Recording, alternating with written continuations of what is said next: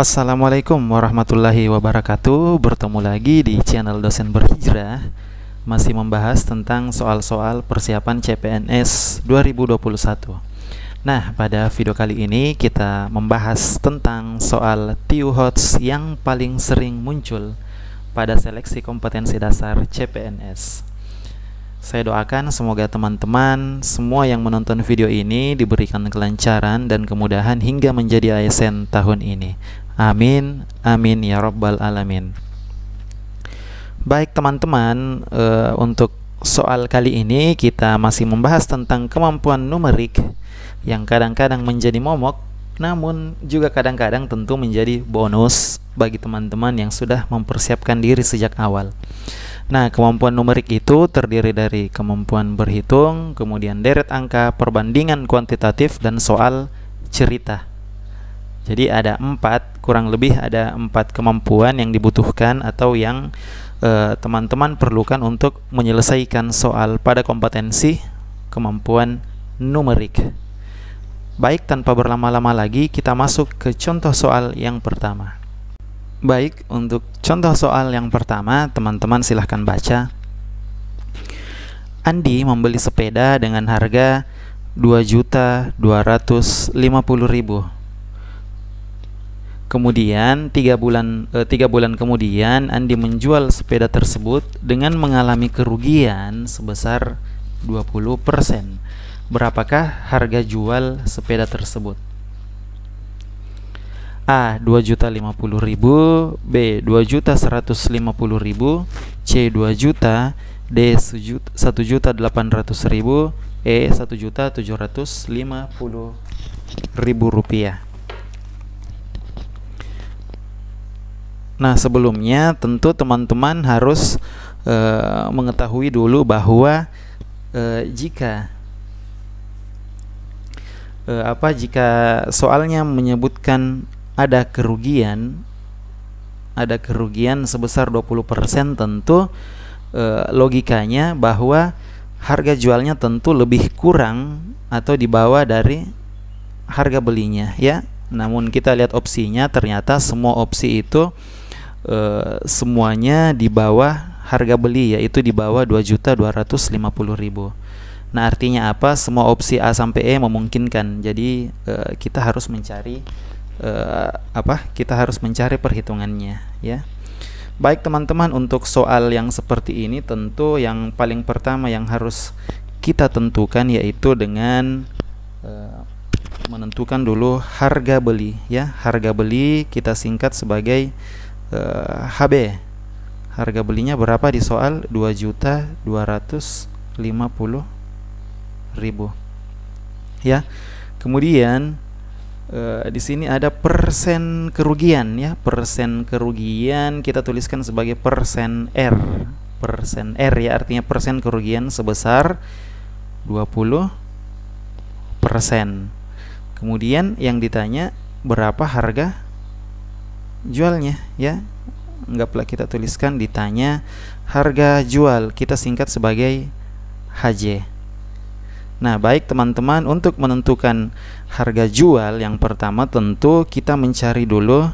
Yang pertama kita menghitung persen kerugiannya, ya. Persen kerugian. Kalau tadi sudah ditentukan bahwa 20% kerugiannya, makanya kita hitung dulu.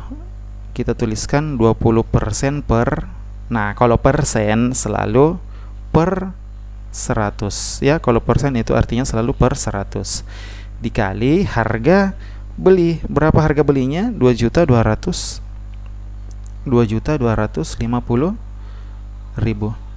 Ini berapa? 20 per 100, 2 per 10 kali 2.250.000, ini 2 juta.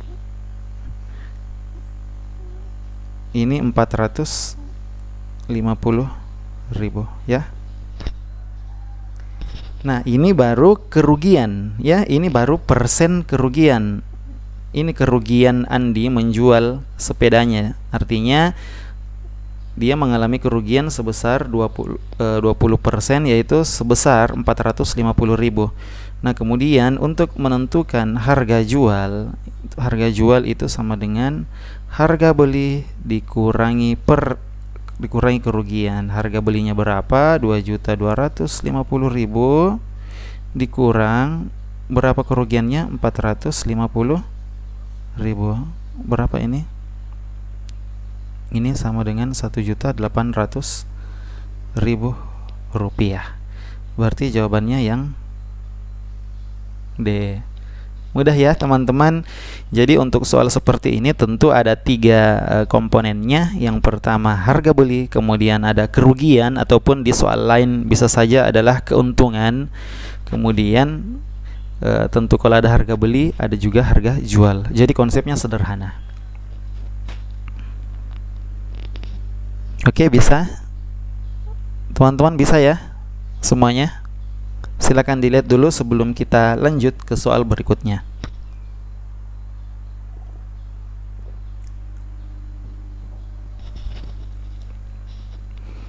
Oke, lanjut ya.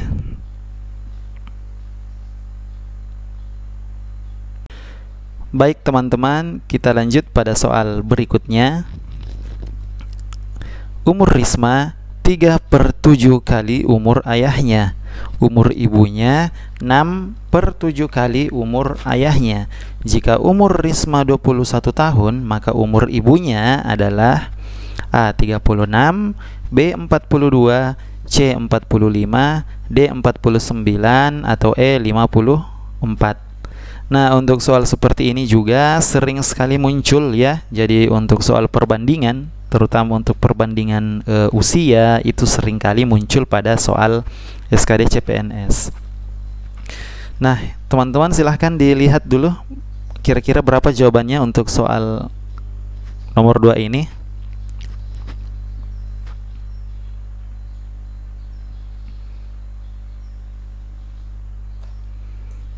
Kira-kira bagaimana? Sambil teman-teman cari sendiri juga ya. Nah, baik, kita tuliskan dulu di sini. Yang diketahui adalah umur Risma. Berapa umur Risma? Yang diketahui umur Risma itu 21 tahun ya, 21 tahun. Kemudian umur Risma itu juga sama dengan berapa di situ? 3/7 umur ayahnya ya. Di soal itu 3/7 umur ayah. Nah, kemudian selanjutnya umur ayah, kalau Risma umur Risma itu 3/7 umur ayah, berarti umur ayahnya itu ya kebalikannya. Kalau umur Risma 3/7 berarti umur ayahnya kebalikannya, 7/3 dari umur Risma. 7/3 umur Risma. Ya, dituliskan saja 7/3 dikali berapa umur Risma yang diketahui tadi? Ini ada 21 tahun. 21 bagi 3 berapa? 21 dibagi 3 itu 7 kali 7 49. Nah, ini ada opsinya D, 49. Nah, namun ini belum selesai ya. Ini baru untuk umur ayahnya. Teman-teman harus fokus bahwa ternyata yang dicari adalah umur ibunya ya. Di sini teman-teman yang ditanyakan adalah umur ibunya. Nah, sekarang kita cari umur ibu. Umur ibunya berapa? Ya, umur ibu. Nah, di soal diketahui bahwa umur ibu itu 6/7 dikali umur ayahnya. 6/7 dikali umur ayah. Umur ayah berapa tadi? Umur ayah sudah diketahui bahwa 49, berarti 6/7 dikali 49. 49 bagi 7, 7 kali 6, 42. Nah, berarti jawabannya adalah yang B. Mudah ya teman-teman. Ya, untuk soal seperti ini tentu sederhana, namun teman-teman harus tetap fokus dan konsentrasi, dan jangan lupa tetap berpacu dengan waktu, karena lagi-lagi untuk menyelesaikan soal CPNS terkhusus untuk TIU itu teman-teman harus selalu berpacu dengan waktu. Oke, jelas ya untuk soal nomor 2. Silahkan dilihat dulu.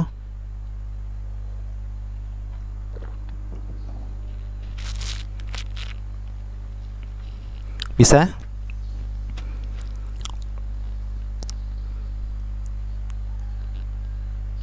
Oke, bisa ya teman-teman semua. Kita lanjut.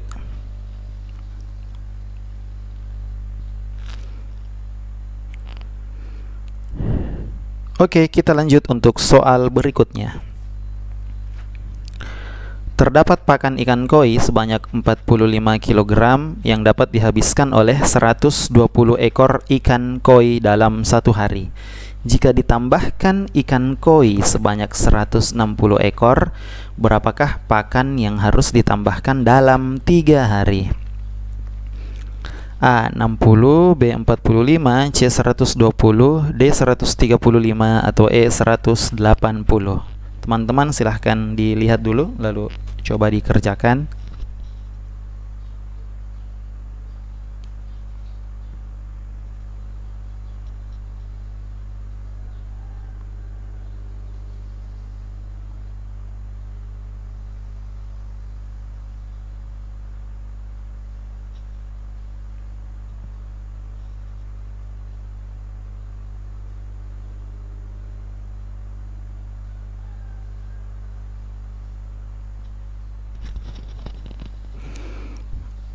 Bisa? Kita coba ya. Oke, baik. Yang paling pertama tentu teman-teman harus mengetahui dulu bahwa di soal ini ditentukan bahwa ada 45 kg. Ini ya, 45 kg itu dihabiskan oleh berapa? 120 ikan ya. Dihabiskan oleh 120 ikan dalam waktu 1 hari ya. Kita tuliskan dalam kurung 1 hari ya.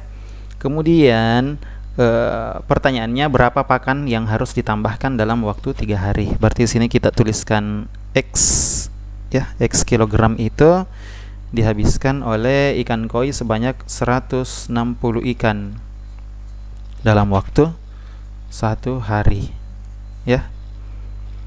Nah, ternyata ini juga adalah soal perbandingan senilai ya. Ini adalah perbandingan senilai. Kita tuliskan saja untuk untuk opsi ininya ya, jumlah pakannya 45 per X sama dengan berapa di sini? 120 per 160. Berapa itu? Ini bisa kita tuliskan X sama dengan yang ini ya. X sama dengan berarti 45 dikali 160 per 120 sama dengan berapa ini? 45 kali 160, 120 kali 40, ini 60 kilogram ya. Opsinya ada 60 kg. Nah, namun teman-teman harus fokus. 60 kg ini baru untuk 1 hari ya. Ini baru untuk 1 hari ya, teman-teman. Nah, untuk 3 hari ya tentu dikali saja. 160 dikali berapa tadi? 60 kali 3 sama dengan 180. Berarti 180. Ada opsinya? Ada. Yang E. Nah, fokus lagi, ternyata masih belum itu jawabannya ya. Teman-teman harus fokus bahwa untuk soalnya pertanyaannya adalah yang harus ditambahkan ya, yang harus ditambahkan. Berarti teman-teman sisa mengurangkan saja. 180 dikurang yang harus ditambahkan berapa? Dikurangi jumlah pakan awalnya. 180 kurang 45 itu sama dengan 135. Berarti pakan yang harus ditambahkan dalam waktu 3 hari itu adalah 135 kg. Jawabannya adalah D. Mudah ya teman-teman. Nah, untuk mengerjakan soal ini lagi-lagi Harus fokus, konsentrasi, jangan panik, dan tetap berpacu dengan waktu. Karena untuk soal-soal kemarin pada seleksi CPNS itu jumlah soalnya 100 nomor yang dikerjakan dalam waktu 90 menit. Artinya teman-teman harus mengerjakan satu soal kurang dari 1 menit.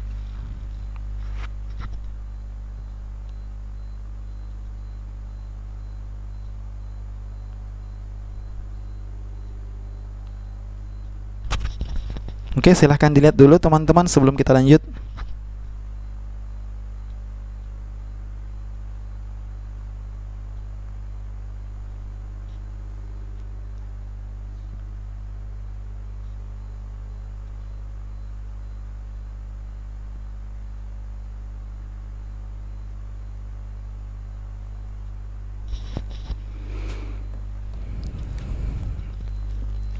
Bisa ya teman-teman untuk soal perbandingan seperti ini. Oke, next kita lanjut untuk soal berikutnya. Untuk soal nomor 4. Sebuah sepeda motor menghabiskan 8 liter bensin untuk menempuh jarak 56 km. Apabila sepeda motor tersebut menempuh jarak 84 km, maka jumlah bensin yang dihabiskan sebanyak A14, B12, C10,5, D7 liter atau E5,5. Nah teman-teman, ini juga merupakan soal perbandingan ya. Nah kita lihat opsinya, ini adalah soal perbandingan.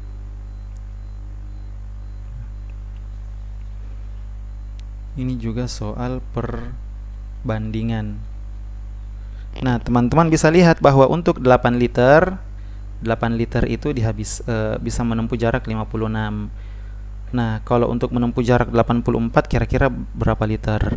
Nah logikanya tentu untuk menempuh jarak yang lebih besar, maka tentu jumlah bensin yang dibutuhkan juga lebih banyak. Yang mana lebih banyak daripada 8? Yang lebih banyak daripada 8 yaitu opsi A, B, dan C. Berarti ini sudah tidak mungkin ya. E dan D itu sudah tidak mungkin karena itu jumlah liternya di sini lebih sedikit daripada di soal. Nah baik teman-teman, kita tuliskan dulu contohnya untuk jarak tempuh. Jarak tempuh yang pertama kita tuliskan jarak itu kita tuliskan sebagai S1 itu 56 km. Kemudian bahan bakarnya bahan bakar 1 kita tuliskan sebagai N1 itu 8 liter ya. Kemudian yang ditanya yang diketahui selanjutnya adalah jarak tempuh 2. Kita tuliskan sebagai S2 itu sebesar 84 km. Nah, yang ditanya adalah berapa bahan bakarnya ya. Bahan bakar 2 atau N2. Ini yang ditanya ya.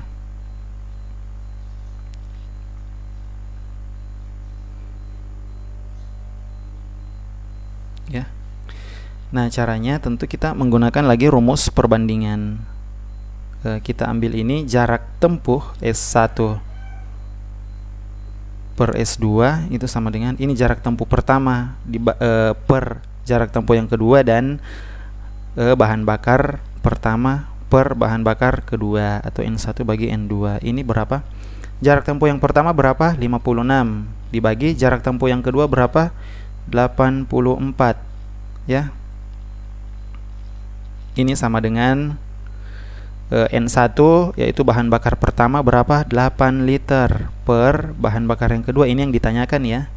N2 ini yang ditanyakan. Nah berarti ini bisa dituliskan N2 sama dengan ini, karena rumus perbandingan makanya kita tuliskan seperti ini, kali 8 per 56 berapa? 84 kali 8, 84 kali 8 per 56 itu sama dengan 12. Berarti jawabannya adalah yang B ya untuk soal perbandingan. Nah perlu teman-teman ketahui juga bahwa soal perbandingan itu sering sekali muncul dan hampir dipastikan akan muncul, baik itu perbandingan jarak, perbandingan jumlah kelereng ataupun perbandingan usia, itu selalu muncul pada soal SKD CPNS khusus untuk kemampuan numerik. Namun teman-teman tidak usah terlalu bingung, karena kalau teman-teman memahami konsep perbandingan, maka dalam bentuk soal apapun tetap saja penerapan konsepnya seperti ini.